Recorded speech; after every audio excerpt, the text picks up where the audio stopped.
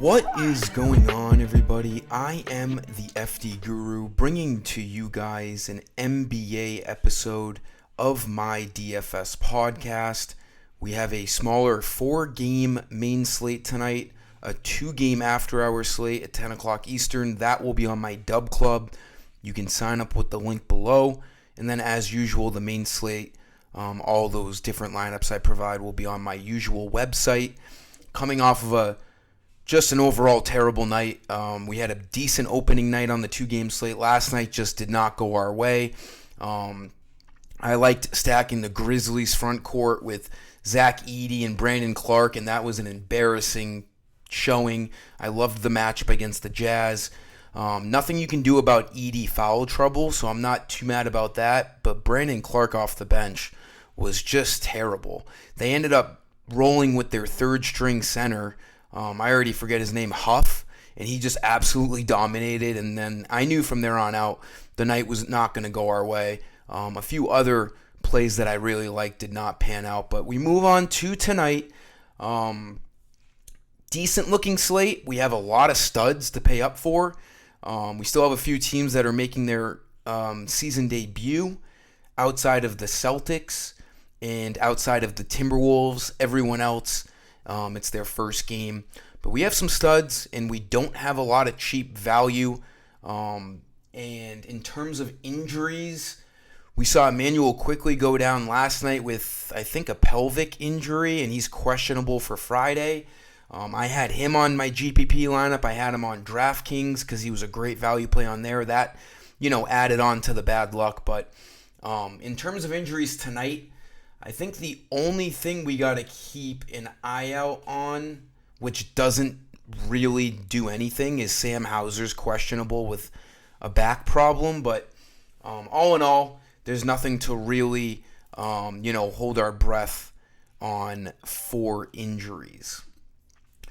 In this video, I'm going to give you 5 value plays as usual, but I'm going to leave small forward out of it. I found a few guard plays that I like, so I'm going to mention them to you. But for point guard, I'm going to look towards Jrue Holiday's way. We saw Derek White's price go up to $7K after that dominant performance against the Knicks.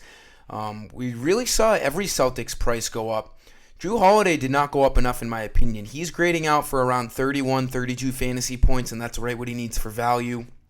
Again, with no injuries, not a lot of cheap value, we're going to, look for, usually we look for 5x value, but anywhere in between 4 to 5x is going to be good on a slate like tonight. I think Holiday can at least get high 20s in fantasy points. This matchup against the Wizards is great. There is blowout potential for sure, even though they are on the road. It is the Wizards. Celtics right now are 13.5-point favorites, so that's something to consider if you do pick Jrue Holiday, but I do think he's the best value play. You could look towards like a Peyton Pritchard again, too, off the bench at only, 4,200? Yep. But I like Holiday. For shooting guard, we're going to go with 2 shooting guards for value that I like. Jordan Poole, as gross as that is, does grade out well tonight. As long as this game can stay remotely close. Jordan Poole actually had a few really good games against the Celtics last year. He's going to have the usage. Obviously, him and Kyle Kuzma are the 1-2 punch on this team. 1-2 punch, I'd say like the 1-2 slap. It's not quite a punch on the Wizards, but they'll do whatever they can to provide as much offensive output to this Wizards team. I do like Poole. He needs like low 30 in fantasy points, and he's graded out right there. He's kind of like a Jrue Holiday. I do think Poole looks pretty decent. And then another cheaper value play that I really like is Alex Caruso. Maybe my favorite cheaper play on tonight's slate at 5,300 on his new team with the OKC Thunder. He will slide right into this starting lineup at shooting guard alongside SGA, and he's a guy that can contribute fantasy points in every stat category possible, whether it's a block, a steal, hitting a couple threes. He can even rebound the ball. He's a taller guard, and he can assist the ball too. So he can do a little bit of everything. I do like Caruso on this Thunder team. He's not going to be asked to do a lot because he has a lot of talent around him, which is the way that Alex Caruso likes to play when he's like a third or fourth option. I do like him at 5,300. He needs like 25 plus fantasy points to hit value, and he's projected for right around that. For power forward, now we're going to get into our studs. Now, we have a Luka Doncic on this slate. We have Jokic. We have Wembanyama. We have SGA. We have Jason Tatum, who just absolutely lit up the Knicks on opening night. We have Sabonis. We have Fox. We have Edwards, Jaylen Brown, Kyrie Irving. For a 4-game slate, this slate is filled with stars, and I'm going to draw the line at Wembanyama or Jokic or Doncic. I think if we spend up in some miracle, if you can find a way to fit 2 of these top guys on your lineup, go for it. But you're going to be picking some cheap guys that you don't feel comfortable with. I think if you are, because we definitely can spend up on one stud. If you're going to do that, it's going to be Luka, it's going to be Jokic, or it's going to be Wembanyama. I just think these are the best stars on the slate. We do have 4 guys over 11K. Jokic could obviously go off.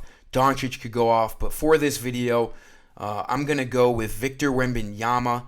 A slight edge, in my opinion, over Jokic, strictly because of positionality.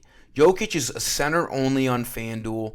Wembanyama, you can slide him at the power forward, which for me, and how I'm going to start building my lineups, is big, because there is a center that I like that if we pick Jokic, we won't be able to pick this guy I'll mention after Wembanyama. So Wembanyama being able to sliding at power forward is a huge deal for me. Him and Jokic right now are both projected for the same amount of fantasy points, right at 57. Wembanyama, I mean, there's not much to say about him. His rookie year was maybe the best statistical rookie season we've ever seen. His blocking upside is going to only go up by, all said and done. I think he's going to end up being the best shot blocker in NBA history. I know it's an early claim, but that's my prediction. He just looks like too much of a beast. I love spending up on him. Second year, so, he's no longer a rookie. I do think he'll have a little bit longer of a leash. We saw him play, anywhere from 30 to 32 minutes was a long night for Wembanyama. I wouldn't be surprised if he gets stretched out even a little bit more. What's the spread? The spread is 9 in this Mavericks and Spurs game, so there is a slight blowout risk. All the over-unders are around the same, around 227 to 230. And then, like I said, these first 2 games, 7 and 7:30 Eastern, they're blowout potential, but we only have 4 games on this slate, so we can't really exactly fully dodge a game because of a blowout risk. And then these last 2 games in the after-hours slate should be much better competitive viewing games. We have a 2-point spread. Nuggets are favorited over the Thunder, and then the Timberwolves are -1 against the Kings, so it's basically a pick'em. Probably a lot closer basketball in the last 2 games, but nonetheless, I do like Wembanyama at power forward, again, because of the position. Go for Jokic if you want to. I'm not saying don't, but at center, I do really like Rudy Gobert tonight at only 7,400. He had a great game opening night against the Lakers, and we saw him play 35 minutes. I think there's a lot more potential for Rudy with Karl Anthony Towns gone, because in my opinion, Towns was kind of like a center too. So when they were both on the court, it looked a little goofy. It looked a little clogged up. Julius Randle makes a lot of sense on this Timberwolves offense. He's a little bit smaller. He's faster than Cat. He's not as big. He doesn't take up as much room. I do think it fits better for the Timberwolves. In my opinion, that Knicks and Timberwolves trade was a win-win for both sides. I think Gobert's potential goes up this year with no Cat.